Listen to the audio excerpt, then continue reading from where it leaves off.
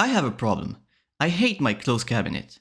First off, I don't know who designs these, but they sure always make it the worst possible dimensions, so that it is way too large for one pile of clothes, but just not big enough for two piles. And it's triggering my OCD. And secondly, I don't want to stack my clothes. I don't want to have to lift up half of a pile just to get to the t-shirt I want. I'm way too lazy for this. And I always end up picking just whatever is on top. Plus, because there's not that much space left, when I put something back in, I end up just doing this. So, rather than just take 10 seconds to properly store my clothes like a normal person, I'm gonna spend the next 3 months making an overly complicated custom cabinet to fix these simple problems. I started by measuring all of my clothes, including boxers and socks, to find the perfect drawer dimensions to maximize space. Also measuring thickness so I could work out the minimum drawer height for just one layer of clothes.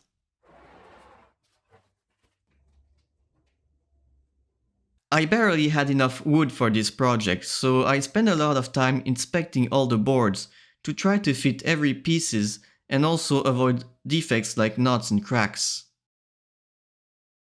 Like most of my projects, I'm gonna be using walnut. However, this time, it's not just regular walnut, it's spalted. And if you don't know what that is, spalted wood refers to wood which has been exposed to certain fungi and bacteria over a period of time. This process causes discoloration and produces dark lines and some cool patterns in the grain of the wood. You can't really see much of it right now, but it will become much more apparent later. My idea was to build a traditional wooden dresser with lots of drawers, basically a drawer per row of clothes, and this could have been a pretty straightforward build. I'd just have to make more drawers than your typical dresser. However, I didn't want to make a typical dresser.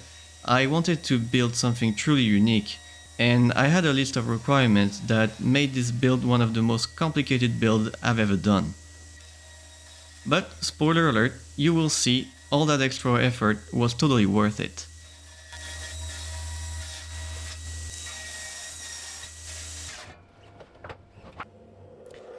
Whenever I'm in the workshop doing simple repetitive work like rough milling or gluing panels, sometimes I let my mind wander a little bit, and that day I was thinking about how I kinda have a similar problem with my fridge, where because I'm so lazy, whenever I put something back in it, I typically just shove it wherever there is an open spot. But when I want to take something out, I either have to push like half the stuff away to get to it, or I simply can't find it, and I get triggered by how disorganized it gets. So I started imagining ways in my head of creating some sort of system that would automatically reorganize your fridge, maybe with some robotic arms or with pivoting shelves and some scanning system. But then I remembered one of the first rules of engineering, which is don't waste time designing something that already exists. And so I got to thinking a little more, and sure enough, I realized that something like this actually already exists, and it's called a woman.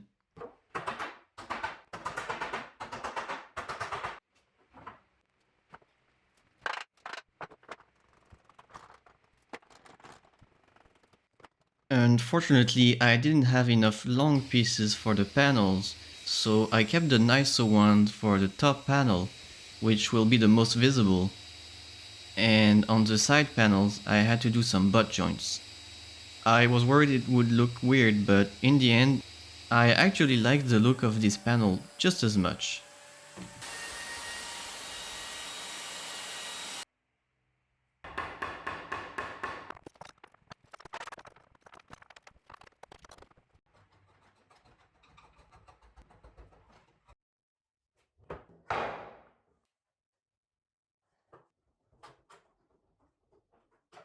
Once all 4 panels were glued, I put them aside and started working on the drawers.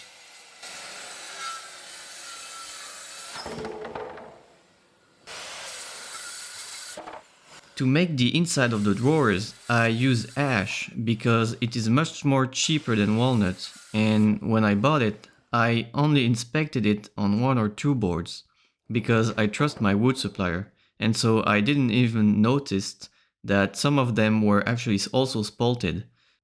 Normally I'd be mad about it, but in this case, I thought it would nicely match the look of the walnut.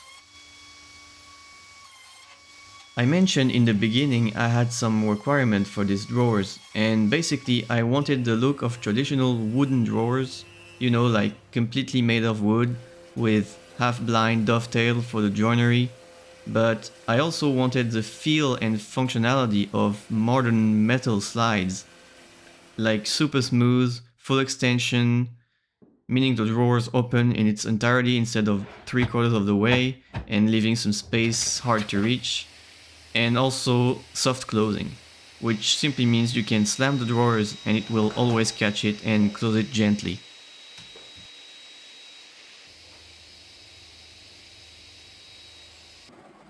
If I wanted all these functionalities, I had no other choice than to use metal drawer slides.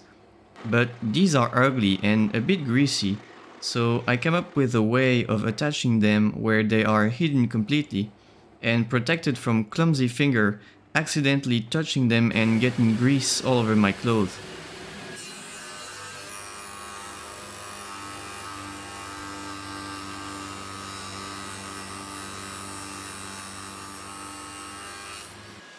Honestly, I'm super proud of what I've came up with. It ended up working much better than I expected, and this is something that I have never seen before, probably because it is so much work to make.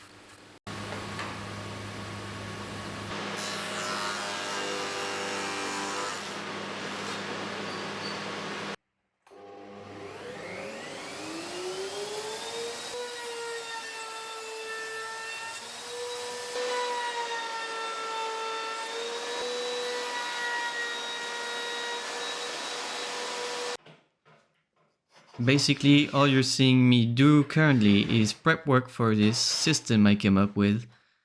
It probably isn't really clear what I'm doing, but all those slots and holes I made will make more sense once everything comes together.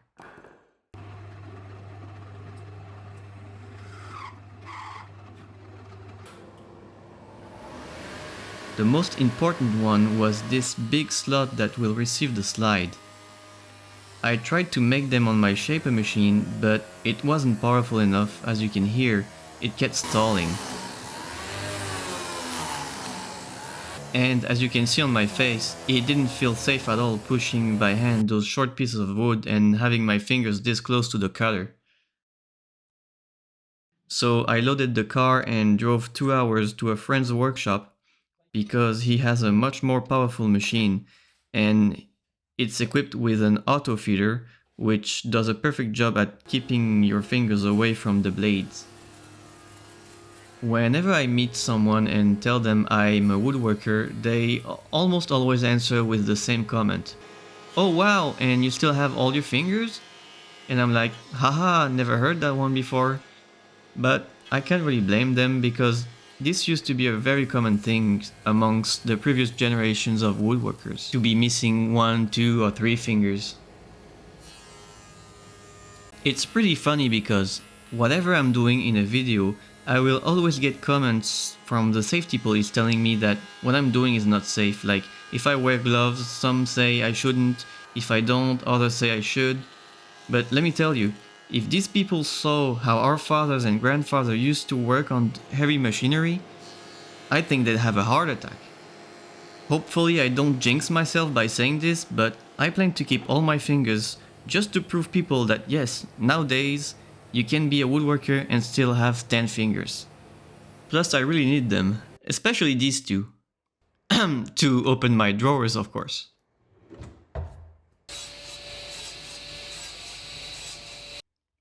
After everything was cut, I had to plug back one end by simply gluing a piece of wood so that I have some meat left to cut the dovetails later.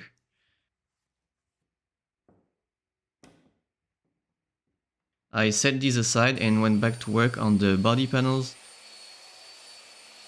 with a bit of sanding and trimming them to dimensions.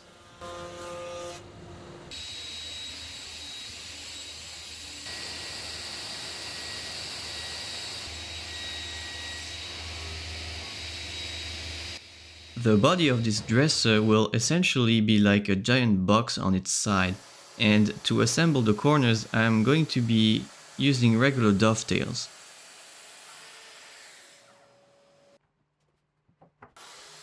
I looked a little bit around to buy a dovetail jig to save me some time and work, but I couldn't find any for panels as wide as mine, or with the geometry and spacing that I wanted, so I ended up having to make a custom jig for that.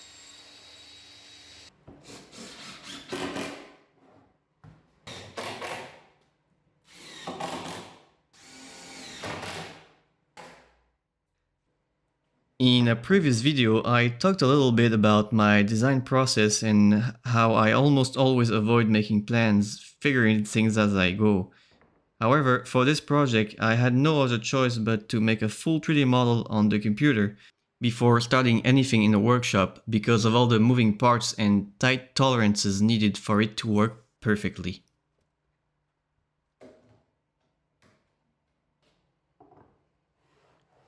Because I had modeled everything, it made cutting the dovetails much easier. Usually you'd use some math to work out the correct spacing and width of every tail, but I'm too lazy for that, so I just measured everything on my model and cut some spacers to offset the router to the correct amount.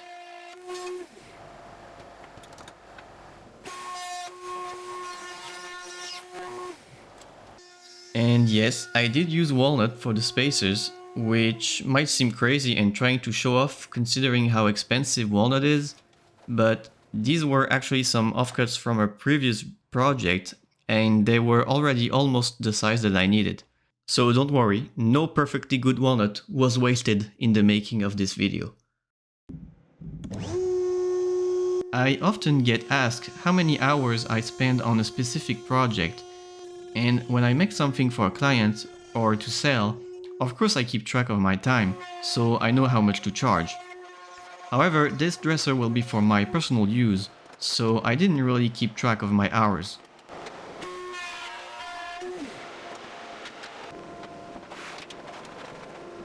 I know that I started working on it in July and finished it by early December. I wasn't working on it full time, I had other things going on, but I'm pretty sure I'm well over 200 hours for this build. This channel has been sponsor-free forever, and I don't want to have to sell you useless VPNs or fancy wallets in order to keep making these big projects. So if you enjoy my videos and want to support my work, of course you can subscribe to my channel, it's free. But if you have a bit of money to spare, go check out my website. I have a few wooden pens and vases for sale. And if you have a lot of money and want a truly unique piece of furniture for your home, I have a few of those available as well. I know it is too late to make gifts for this holiday season. This video took me so much more time than I anticipated. So if you do want to buy something right now and up until the end of this year, there is up to 15% off on some items. The link to my website is in the video description. Some joints were a little bit tight, but with a little bit of adjustment, every joint ended up perfect.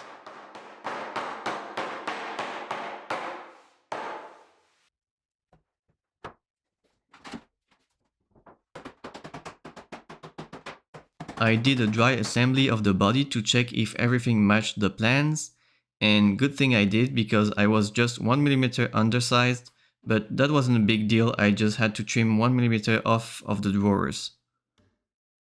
I proceeded with routing a rabbet for the back panel and almost destroyed my router in the process.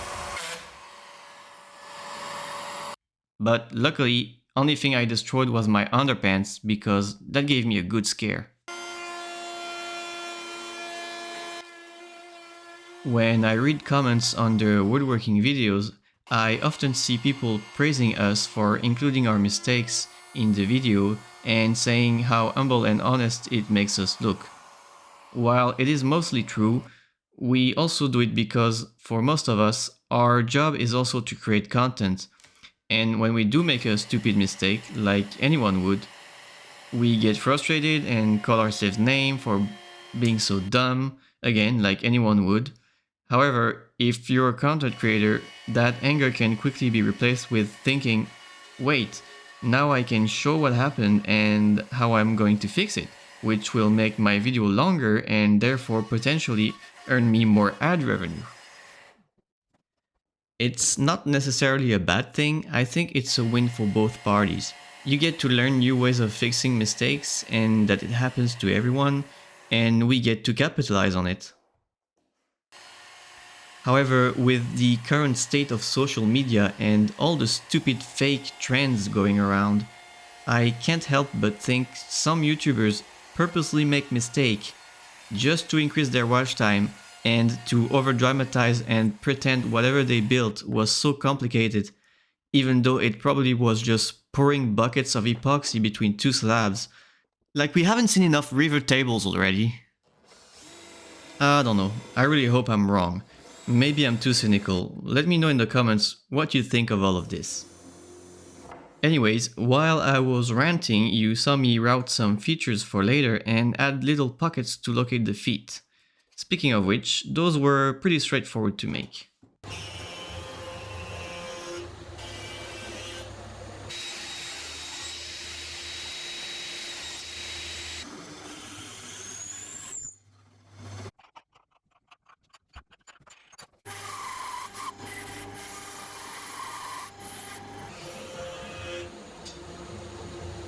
Now everything was ready to glue up the dresser, but I needed some big bar clamps and I had only 2 of them.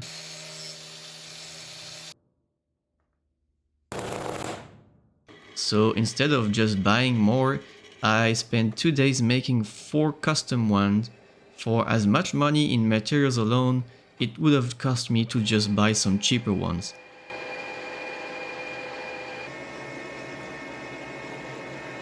I don't really know why I did this. It didn't save me time, it didn't save me money, but hey, at least I got some content out of it.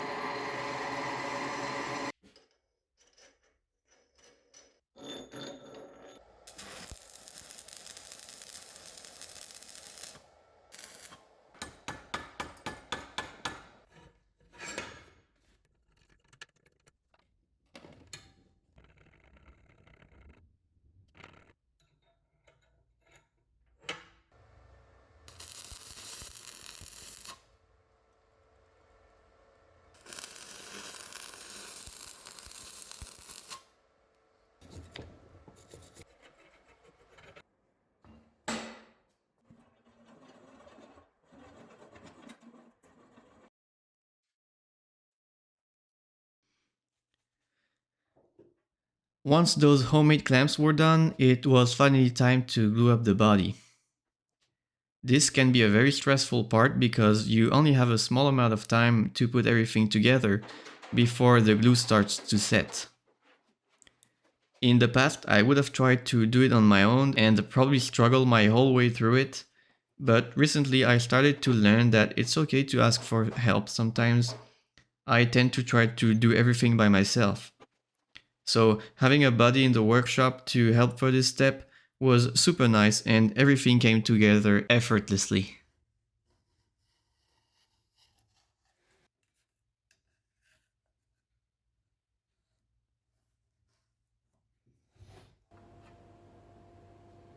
Going back on the drawers now, it was time to make the half-blind dovetails that will be used to join the sides with the drawer front.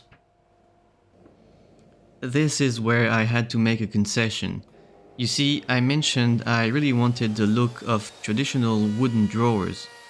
And traditional wooden drawers were and still are on high-end furniture, joined with hand-cut half-blind dovetails.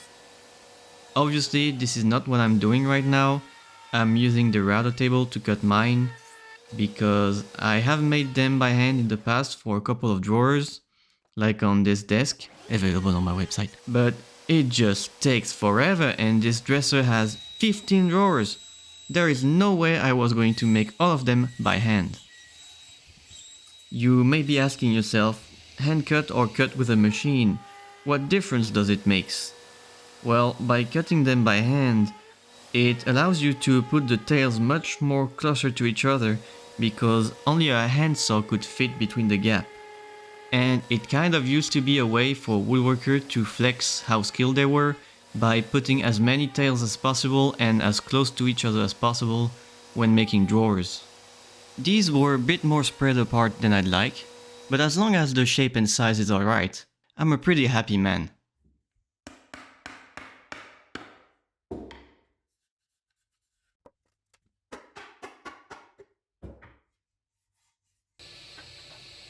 While I was at my buddy's workshop, I did a bit of work on the drawer fronts, cutting them to lengths and cutting a rabbet for the drawer bottoms. I couldn't use the auto feeder here because this feature doesn't run all the way through, so I had a bit of chisel work to do to square up each end.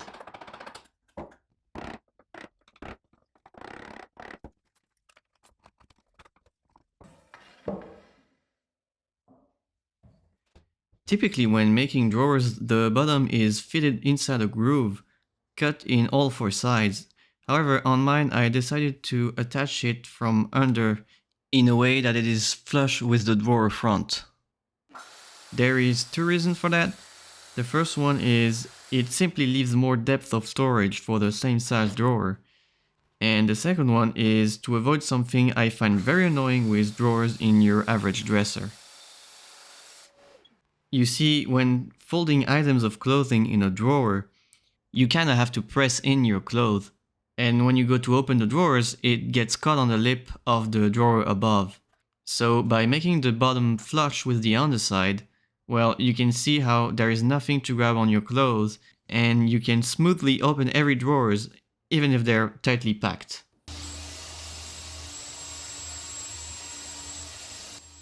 To make the bottoms, I was going to use good quality plywood, but when I saw how much it was going to cost me for 15 drawers, I instantly changed my mind and decided to go with melamine, which is much more affordable. However, that meant I had a bit of extra work to do because I planned on gluing them in place. But glue doesn't stick to melamine, so I had to cut a shallow rabbet to expose the particle board on the area where it will get glued.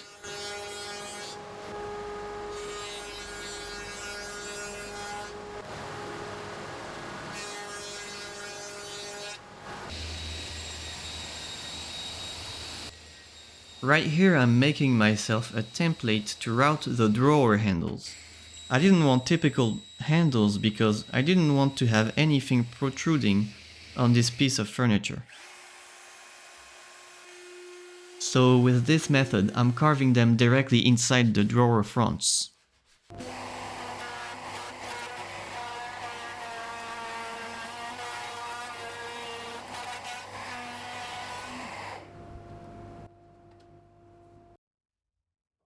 Now, right there is when I noticed a little problem. I wasn't sure it needed to be fixed because it will be almost never noticeable. So I carried on with sanding the drawer pieces in preparation for assembly. However, I did end up taking care of it later in the video because I knew it would bother me forever if I didn't address it.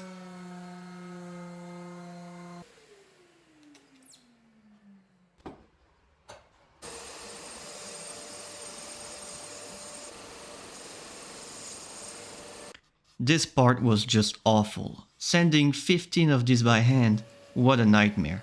If you are a woodworker, you can probably feel this pain through your fingertips.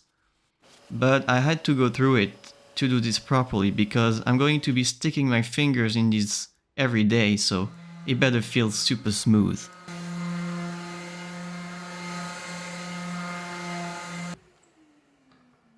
One last thing before I can assemble the drawers. I needed to reinforce the open end of the sides because it's way too flexible and I didn't want it to warp over time or just break. In fact, I planned for this. This is why I cut that notch on the ends earlier. It needs to be super thin but strong, so I made something out of steel.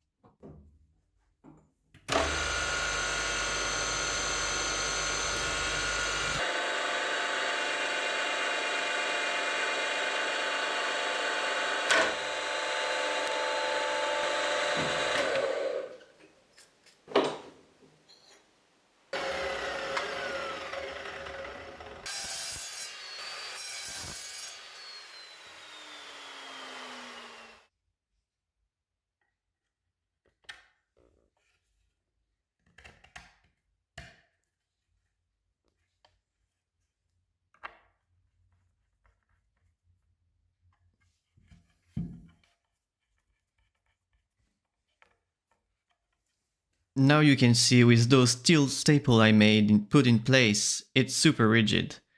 I can finally start gluing the drawers.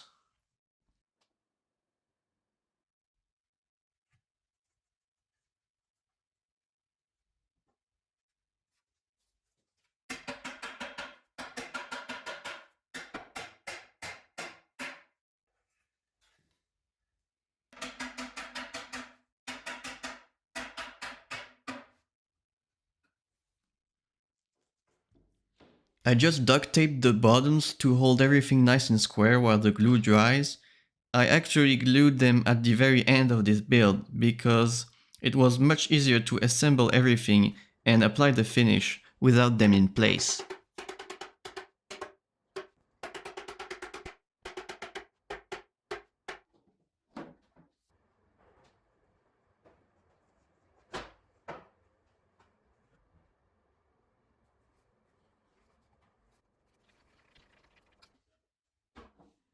Let's go back to that little issue I mentioned earlier.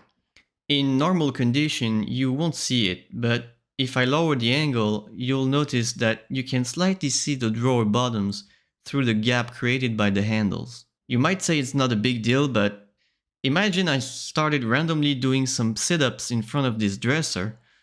I'm going to be traumatizing this atrocity every time I do a rep, so I had to fix it. And that's what I'm doing now.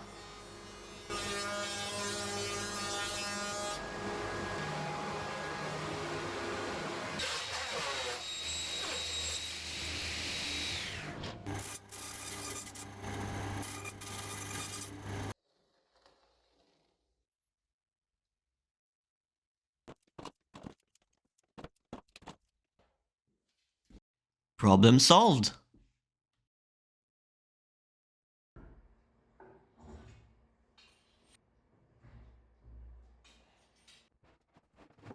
And back to work on the body. By the way, in this edit, I switch back and forth between working on the drawers and then the body, but it's not necessarily in the actual order I did things.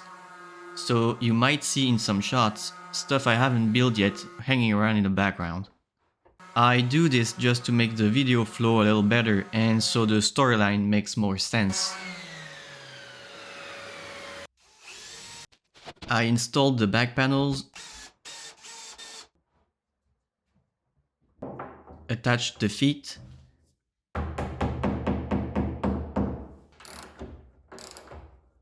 and I only needed one last thing before putting in the drawers. Before I even started working on this dresser, I did put together a quick prototype to see if my design would actually work. And it did, kind of. The problem is this mounting bracket I tried to make out of wood, but it wasn't strong enough. So for the actual ones, I decided to machine them in aluminium.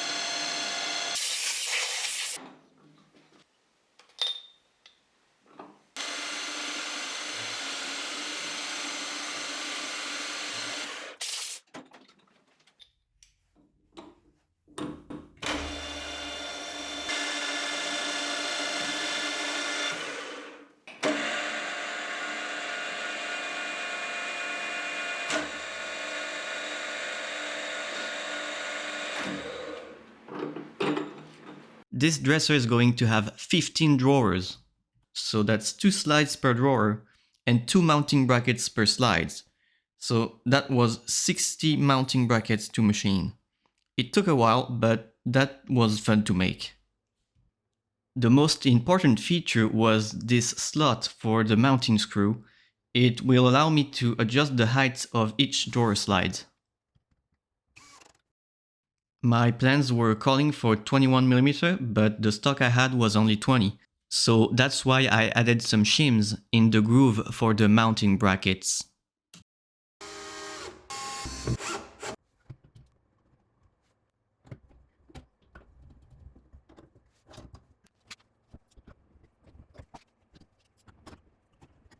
These slides are meant to be screwed on the drawers from the outside, but I can't really do that, and drilling a hole here would be disgusting.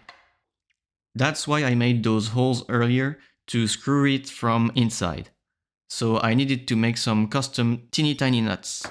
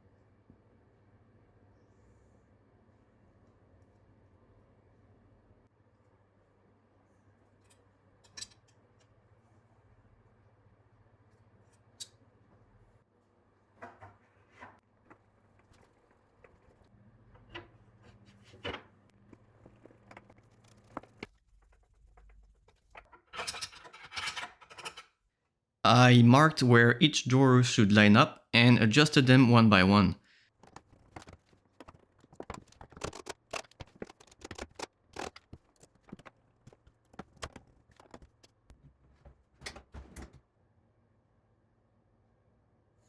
I wanted as many drawers as possible for this dresser, so the tolerances are pretty tight.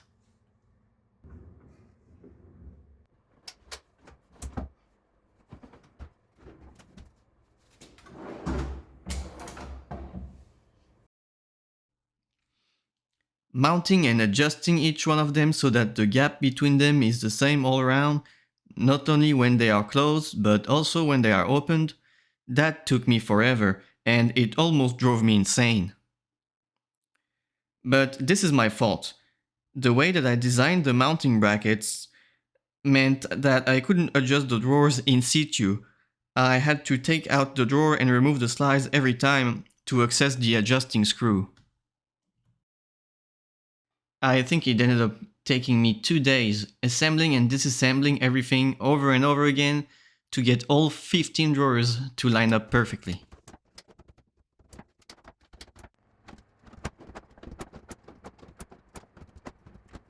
So once I was happy about the layout, I added some spacer between each bracket to lock everything in place and to make sure I don't ever have to adjust anything ever again.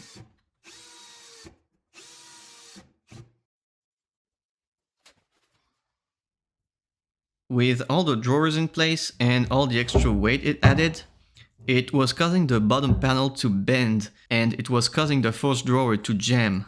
This is mainly because of where I placed the feet. Allow me to demonstrate. These two pieces of saucisson represent the feet. This represents the bottom panel, and this represents the weight of the dresser. And as you can see, when we apply it, it causes the bottom, or in this case, the baguette, to bend. What should be done is simply put the feet closer to the end so that when the weight is applied, it directly goes into the floor through the feet. Obviously this is an exaggeration, but you get the idea. That was an easy fix. Excuse me. That was an easy fix. I just plugged and rerouted the mounting pockets.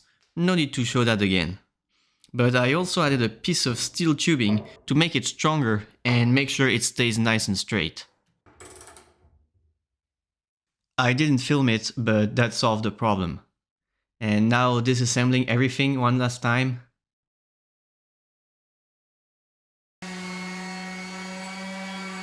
I did some final sanding touches.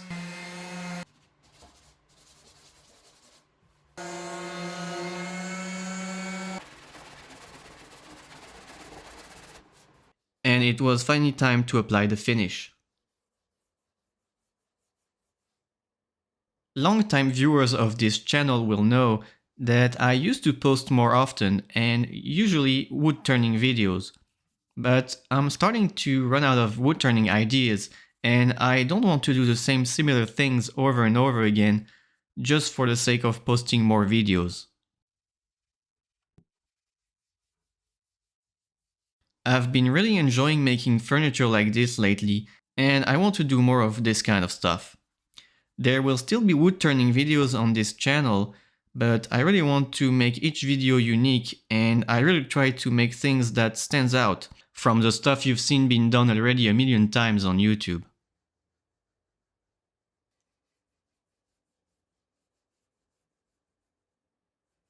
I recently got into machining, you saw a little bit of that in this video, and it's something I've been wanting to do for a long time, and I want to combine it more with woodworking to make more awesome pieces of furniture like this one.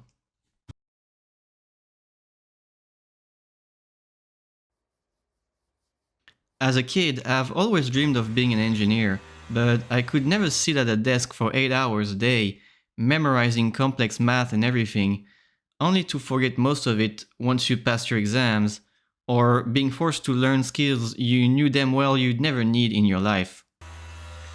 This is why, despite being mainly full of garbage, I'm very grateful for the internet and social media.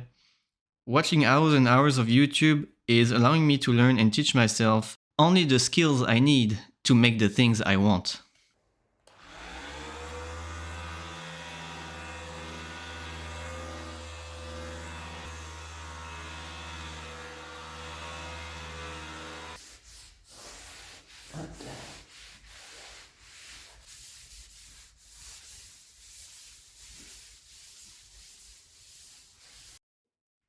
Now that everything was finished, I could complete the drawers by gluing the bottoms in place and putting everything back together. Some of you will probably point out that invisible drawer slides already exist. If you have a fancy modern kitchen, you probably have some in your house. But these are very expensive and they mount under the drawer, so you lose a lot of storage space inside of each drawer. It doesn't really matter for tall drawers, but for mine, it wasn't the way to go. So this is why I went to all this trouble to make my own design using relatively cheap linear slides.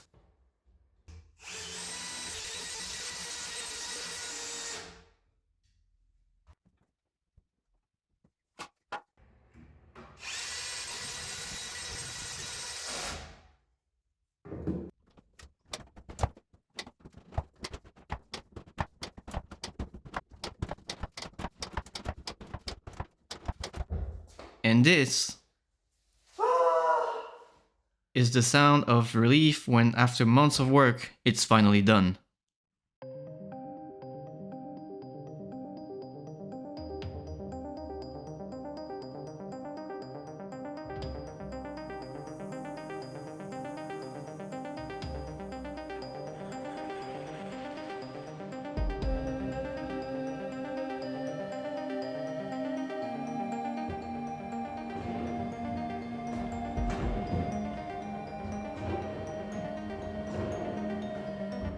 Throughout this whole build, there is one thing that I could not wait to do, and it's this.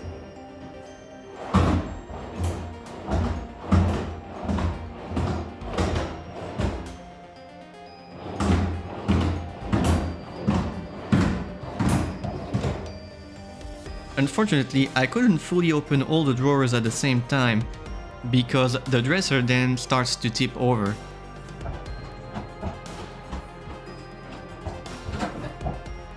But I didn't care, because in reality, when using it, I will never open more than 1 or 2 drawers at the same time. But that was still a lot of fun, and now I find myself opening and closing the drawers randomly, just for fun.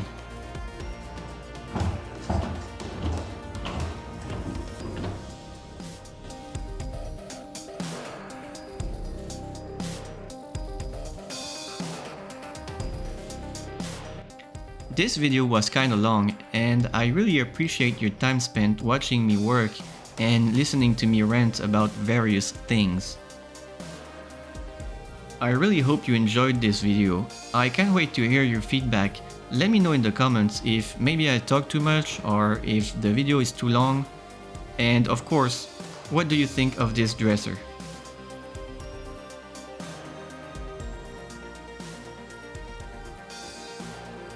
That's it for me. I'm going to sleep for a week now. Thank you very much for watching.